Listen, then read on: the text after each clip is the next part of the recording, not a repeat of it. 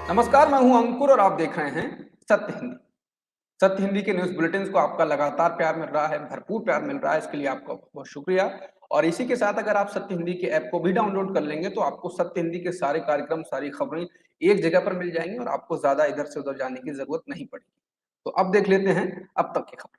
जासूसी जहाज के श्रीलंका के हम्बनटोटा बंदरगाह पर पहुंचने के बाद चीन ने भारत की चिंता को लेकर कहा है कि इससे किसी देश की सुरक्षा को खतरा नहीं होगा। इसके साथ ही चीन ने कहा कि किसी तीसरे पक्ष को जहाज नहीं रोकना चाहिए। चीन के विदेश मंत्रालय के प्रवक्ता वांग वेनबिन ने कहा कि जहाज अंतर्राष्ट्रीय कानून के अनुसार शोध के लिए हम्बनटोटा पहुंचा है।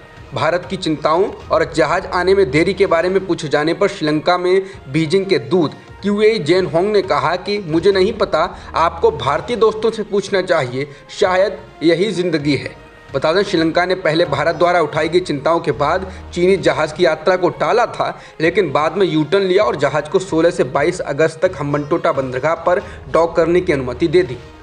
भारत के विदेश मंत्री एस जयशंकर ने कहा कि दुनिया ने यूक्रेन और रूस में चल रहे युद्ध के बीच भारत के रूस से तेल खरीदने की स्थिति को कुछ हद तक स्वीकार कर लिया है, क्योंकि नई दिल्ली अपने फैसले के बारे में रक्षात्मक नहीं रही और अन्य देशों को भी अपने लोगों के प्रति दायित्व का एहसास कराया। विदेश मंत्री ने कहा कि एक बार जब आप बहुत खुले तौर पर और ईमानदारी से बात रख देते हैं तो लोग इसे स्वीकार कर लेते हैं। वो हमेशा इसकी सराहना नहीं कर सकते हैं, लेकिन एक बार जब ये हो जाता है और आप इसके बारे में बहुत चालाक होने की कोशिश नहीं कर रहे हैं तो आपने वास्तव में अपनी रुचि को बहुत सीधे तरीके से रखा है।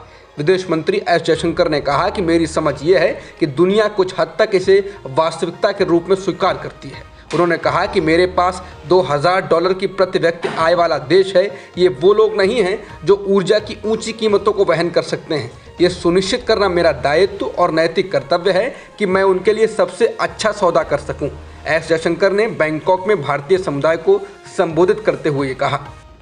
एक और चुनावी सूबे जम्मू कश्मीर में कांग्रेस के भीतर रार देखने को मिली है। इस केंद्र शासित प्रदेश से आने वाले कांग्रेस नेता गुलाम नबी आजाद ने सूबे की कांग्रेस प्रचार कमेटी के अध्यक्ष पद से इस्तीफा दे दिया है। आजाद को कुछ घंटे पहले ही प्रचार कमेटी का अध्यक्ष बनाया गया था। आजाद ने इसके साथ ही जम्मू कश्मीर में कांग्रेस की राजनीतिक मामलों की कमेटी के सदस्य का पद भी छोड़ दिया है। 2 लोकसभा चुनाव और कई राज्यों में चुनावी हार का स्वाद चख चुकी कांग्रेस के लिए जम्मू कश्मीर में आज़ाद का यह फैसला सियासी नुकसान पहुंचाने वाला साबित हो सकता है। द इंडियन एक्सप्रेस के मुताबिक आज़ाद के करीबी ने कहा कि आज़ाद का अपमान हुआ है क्योंकि वो सोनिया गांधी की अध्यक्षता वाली राजनीतिक मामलों की कमेटी के सदस्य हैं और केंद्र शासित प्रदेश की किसी कमेटी में उन्हें शामिल करना बेहद अजीब है। बता दें, कांग्रेस ने जम्मू कश्मीर संगठन में बड़ा बदलाव करते हुए गुलाम नबी आज़ाद के खास माने जाने वाले विकार रसूल वानी को मंगलवार को ही नया अध्यक्ष बनाया है और रमन भल्ला को कार्यकारी अध्यक्ष। विकार रसूल वानी गुलाम नबी आज़ाद के करीबी हैं और हाईकमान ने उनकी पसंद को अहमियत दी, लेकिन इसके बावजूद आज़ाद ने नाराज़गी जताते हुए अपने पदों से इस्तीफा दे दिया। इससे पहले जम्मू कश्मीर कांग्रेस के अध्यक्ष रहे गुलाम अहमद मीर के खिलाफ गुलाम नबी आज़ाद के समर्थकों ने मोर्चा खोल दिया था।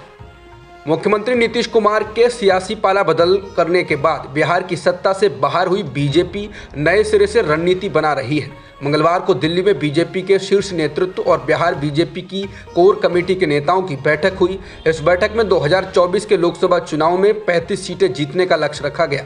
बैठक में इस बात पर भी चर्चा हुई कि नीतीश कुमार को चुनौती देने वाला चेहरा राज्य बीजेपी में कौन होगा। इसके अलावा पूरे प्रदेश में पोल खोल नीतीश कुमार रैलियां करने का भी फैसला किया गया। ये बैठक बेहद अहम रही और इसमें पार्टी के राष्ट्रीय अध्यक्ष जेपी नड्डा और केंद्रीय गृह मंत्री अमित शाह भी मौजूद रहे।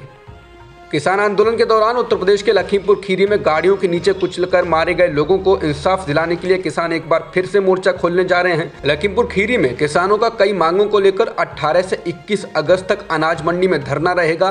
किसानों के इस धरने में भारतीय किसान यूनियन नेता राकेश टिकैत, दर्शन पाल, जोगेंद्र उग्राहा, योगेंद्र यादव, मेधा पाटकर जैसे किसान नेता शामिल होंगे। इसी क्रम में किसानों का आज से लखीमपुर की ओर निकलना शुरू हो चुका है। पंजाब के बरनाला रेलवे स्टेशन से बड़ी संख्या में संयुक्त किसान मोर्चा के किसान लखीमपुर खीरी रवाना हुए हैं।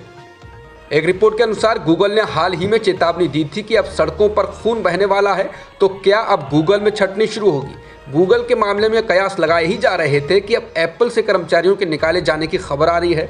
ब्लूमबर्ग की एक रिपोर्ट में कहा गया है कि एप्पल ने अब अपने कई कर्मचारियों को काम पर रखने और खर्च पर रोक लगाने के प्रयास में निकाल दिया है। रिपोर्ट के अनुसार एप्पल ने भर्ती करने वाले अनुबंध आधारित करीब 100 कर्मचारियों को बर्खास्त कर दिया है।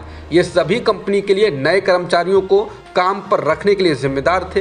एप्पल ने बर्खास्त कर्मचारियों से कहा कि कंपनी की मौजूदा वित्तीय जरूरतों के कारण कटौती की गई है। मुख्य कार्यकारी अधिकारी टिम कुक ने पिछले महीने कहा था कि एप्पल अपने खर्चों को तर्कसंगत करेगा। यूएस ओपन ग्रैंड स्लैम से पहले अमेरिकी टेनिस स्टार सेरेना विलियम्स को बड़ा झटका लगा। सेरेना को अमेरिका में सिनसिनाटी ओपन मुकाबले में ब्रिटेन की 19 वर्षीय एमा रेडुकानु से हार का सामना करना पड़ा। सेरेना को सीधे सेटों में 6-4, 6-0 से हार मिली। बता दें 40 साल की सेरेना विलियम्स ने बीते सप्ताह ही वोग पत्रिका के लिए लिखे एक लेख में कहा था कि वो अब अन्य महत्वपूर्ण चीज़ों की ओर आगे बढ़ रही हैं। इसके बाद उन्होंने इंस्टाग्राम पोस्ट में लिखा, काउंटडाउन शुरू हो चुका है। इसके कारण ही कयास लगाए जाने लगे हैं कि सेरेना विलियम्स यूएस ओपन के बाद रिटायरमेंट का ऐलान कर सकती हैं। अब तक की खबरों में इतना ही। बाकी खबरों के लिए आप बने रह सकते हैं सत्यहिंदी.com के साथ।